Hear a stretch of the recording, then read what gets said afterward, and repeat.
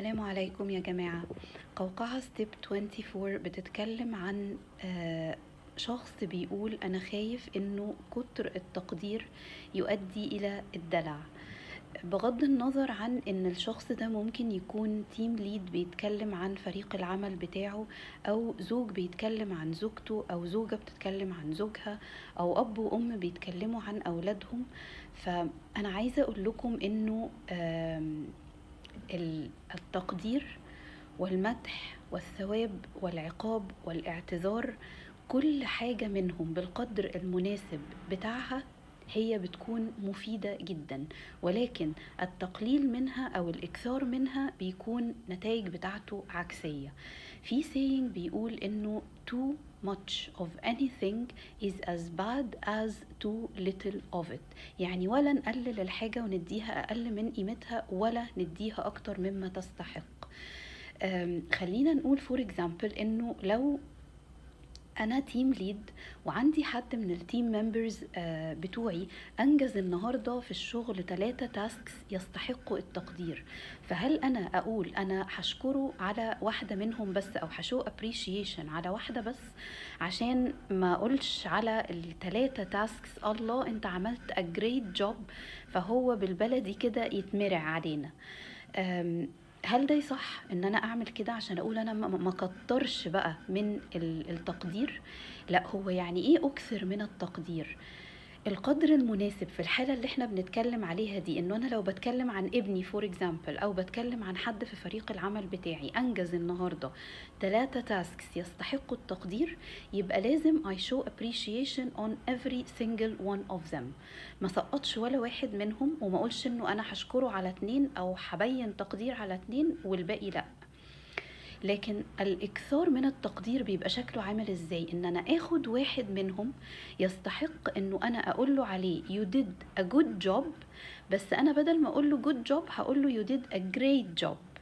فانا كده اديت التقدير اكبر من حجمه. انا بيبقى عندي سكيل يا جماعة بحدد عليها الليفل بتاع الابريشيشن اللي المفروض اديها للشخص ده.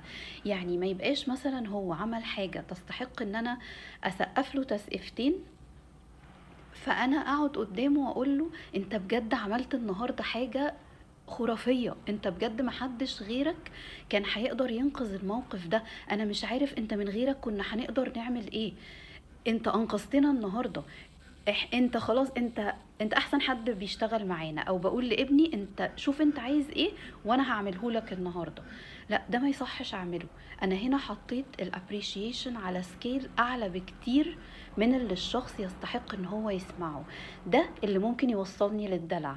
لكن لما انا يبقى هو عمل جود جوب فاقول له عليها اتس جود جوب، هو يستاهل ده.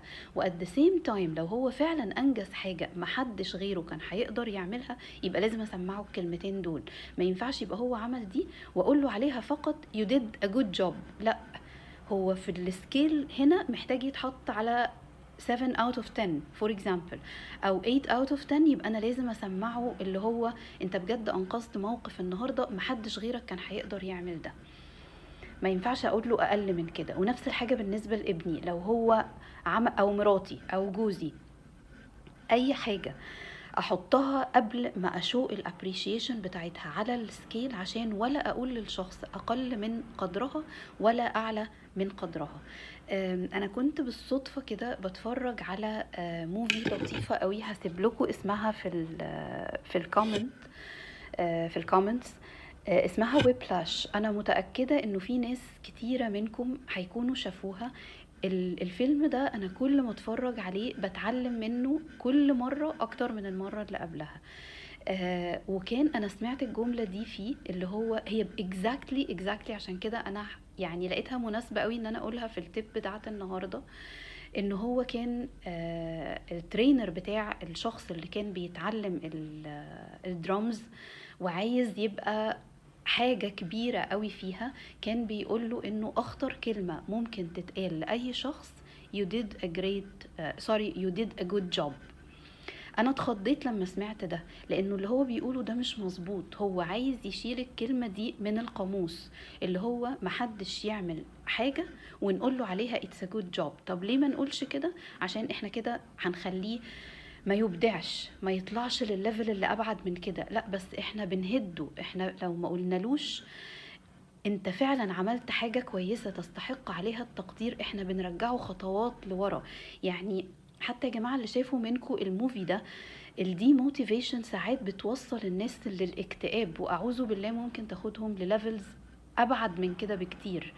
فخلينا دايما نبقى يعني على بينة قبل ما نشكر حد، او قبل ما نعتذر لحد، او قبل المدح، او قبل الثواب، وقبل العقاب، وقبل التقدير، ان احنا دايما نفكر في الاكشن اللي حصلت، هي تستاهل تتحط على السكيل في ليفل كام، عشان يبقى الكلام اللي خارج مني مناسب جدا للموقف ده، ولا يبقى اقل منه فيعمل للشخص دي موتيفيشن، ولا يبقى اكتر منه فيخليه يبقى متدلع وما يبقاش منجز ولا مبدع بعد كده.